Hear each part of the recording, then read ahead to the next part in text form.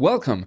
In this video, we'll begin using the time-dependent perturbation theory that we have seen so far to understand the emission and absorption of radiation, right? We will study the application of electromagnetic waves into what we have just seen. So in the previous video, we started out with some two-level system, right? We have some lower system, maybe the ground state, for example, of a hydrogen atom. And then we have another energy level, which might be n equals 2 or something, right? And we saw this is state A, this is state B.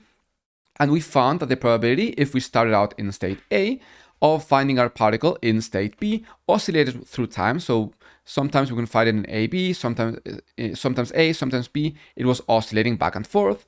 And the probability was given by this expression right there. Okay, so that is what we found before. Now we will begin applying this and we will find some very interesting results. In fact, we will understand now why processes exist, such as the stimulated emission, stimulated absorption, and even just spontaneous emission of radiation, which will be very, very interesting. We will understand how lasers work, for example, all through quantum mechanics in this very video. So to understand that, we need to apply this formula first and find what VBA is. So what is going to be the perturbation if we are in an electromagnetic field? So we know that an electromagnetic field can be defined, right, by this electric field here. And what is an electric field? We can just write it as some magnitude E0 times cosine of kx minus omega t in some direction. Let's say that this is monochromatic, it is polarized, it is coherent, so no need to worry about anything weird. We will deal with more specific and hard situations later. For now, everything is smooth, everything is nice, okay? Now, notice that this kx, this is a spatial component, and we are dealing with atoms. Atoms are incredibly small, so this part will be so ridiculously small that it will make no difference, right? Within the width of an atom, this makes no sense. So this thing is so small that we don't need to worry about it. So I will simply leave it out, right? And use this approximation, which will be more than good enough. Now, what is the Hamiltonian H prime due to this electromagnetic field? Well, the Hamiltonian, we know for basically the energy stored in an electromagnetic field is minus q times the integral of the electric field dr, right? I hope you remember that from your electromagnetic courses. Now, this whole situation will be a little bit weird because we will be dealing with quantum mechanics, but we are still dealing with classical electrodynamics. We actually need quantum electrodynamics. I will make an entire course about it very soon. In fact, that's probably the course I will be doing after I finish this. So it will be a weird mix, right? We will be talking about photons, even though that requires quantum electrodynamics, and we haven't introduced it. So I will be using a mix of language, and I hope this isn't too confusing.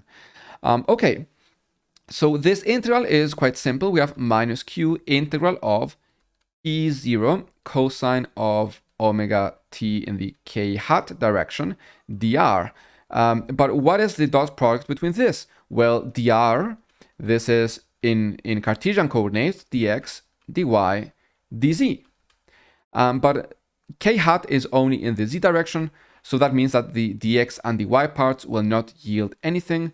So this will just be dz.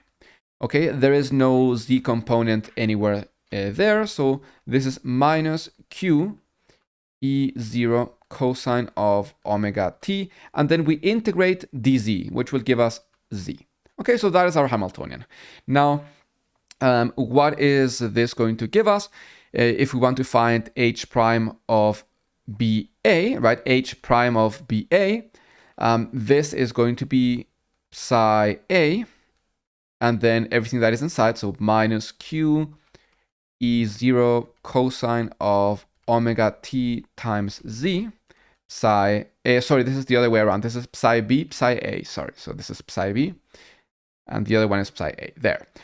Here, since this is a space integral, we can take out minus q, which is a constant, E0, and cosine of omega t, which depends on time, not on space.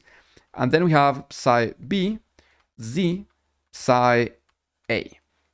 Now, this is something that we still need to find, but it depends on exactly which atom we are dealing with.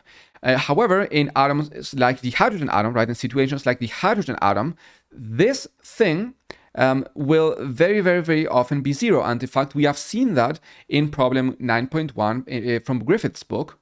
So that will be very, very nice that it's often 0. And we already saw that in problems like when we are in the hydrogen atom, the HAA and HBB will also be 0, right? We saw that all of that in that problem. So this is just a quick reminder. That's why we used the simplification earlier, that H prime of AA and H prime of PB were going to be 0. Okay, now since we don't know this exactly until we know which energy level we're dealing with, right? If we are in n equals 1, n equals 2, and we need to know exactly what our quantum numbers are. So we will just call this, I don't know, maybe psi or something. So this will be minus q, E0, and then psi, and then cosine of omega t. So this is going to be our H prime BA, and looking at it like that, this thing right here is going to be our VBA, right? So this is VBA, and this thing, well, we have already seen it, right? This is using the notation from the previous video. So if we want to find the probability that this will transition, all we need to do is plug in VBA in here. Now, just to have the same notation as Griffiths, I will actually include the Q into our definition of psi, so that our H prime BA will end up defined as minus E0 cosine of omega t and times this psi. Okay, and of course this thing right here, so what we have right there would be what we defined as VBA, right? Because in the previous video we defined H prime BA as VBA times cosine of omega t, and that is the VBA that we need to plug in there. In other words, VBA is simply going to be minus psi E0. Now, what does this mean? Let's just quickly write this down. So the probability that our atom or our electron in this atom will go from state A to state B, this will be VBA squared. But what is VBA squared? Well, that is simply psi squared epsilon 0 squared. And maybe let's not use the modulus, we don't really need it. And we'll divide this by h bar squared, and well, everything else has not really changed. Omega 0 omega t over 2 omega 0 minus omega squared. And now, why is this so interesting? Well, the thing is that if we go from state A to state B, we will have shifted our energy, right, by EB minus EA, right? We started out at EA, now we have EB. And we know that EB minus EA from here, we know that it is H bar omega 0. And this is very, very interesting because this gives us precisely, it says that the energy absorbed from the electromagnetic field when the atom undergoes this transition will be H bar omega 0, which we know now, thanks to, of course, the works of Einstein and others, that this is the energy of a single photon. So what we are seeing here arise naturally from quantum mechanics. We have not really said anything about photons. We haven't said anything about anything or anything like that. And we see that we require the energy of something that we now know is a photon. At the time, they didn't really know that all that well, to undergo this transition. And now, something that is going to make this even more interesting is that if we had started out with a particle in state B instead of state A, right? And we want to see what is the probability that it will transition into the lower state, we would get exactly the same result, which is very, very, very interesting, because that means that if we put an atom into an electromagnetic field, it can both, gain energy or it can release it.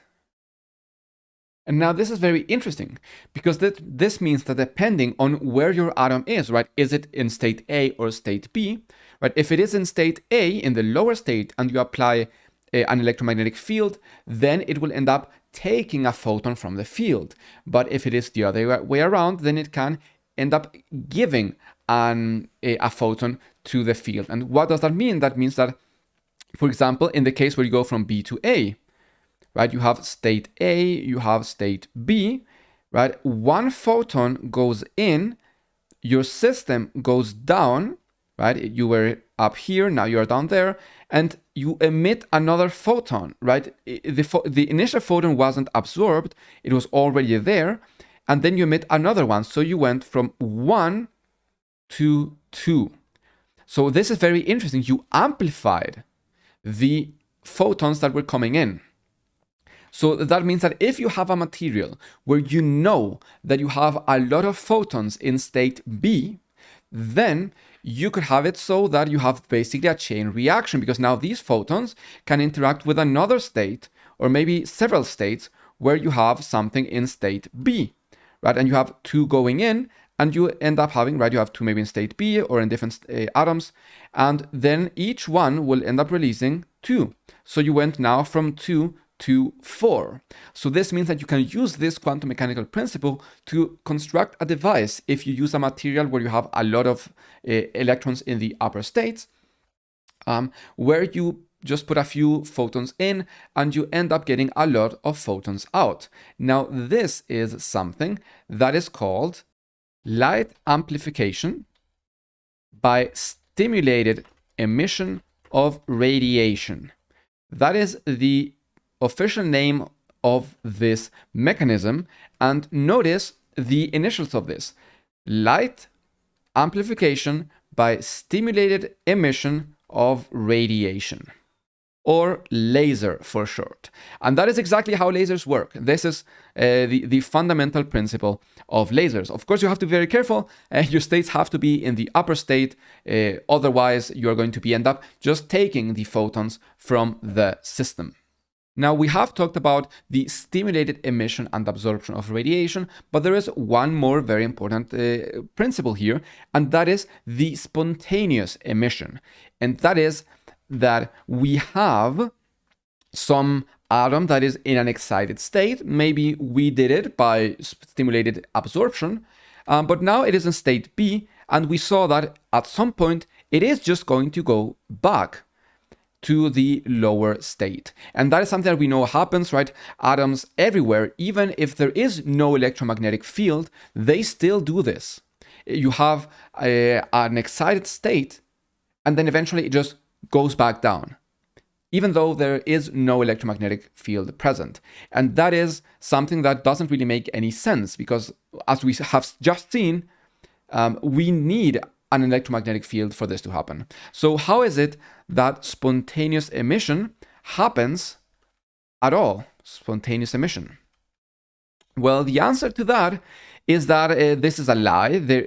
Spontaneous emission does not actually exist. At least there is no such thing as actual spontaneous emission, because the entirety of space-time is always filled with some basic electromagnetic field. There is no such thing. The ground state of vacuum is not zero. Now, that is something that we will go into whenever we are dealing with quantum field theory. But what you should know now is that there is no such thing as, there's always presence of electromagnetic fields, and that is what makes the spontaneous process happen. Thus, spontaneous emission isn't really spontaneous, it is actually stimulated, but it is just hidden.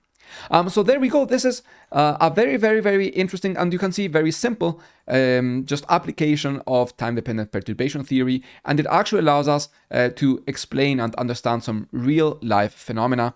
So I hope that you found this interesting and useful, and if you did, please make sure to leave a like on the video, comment, and subscribe, and maybe even consider checking out my Patreon. So I'll see you in another video. Thank you very much for watching.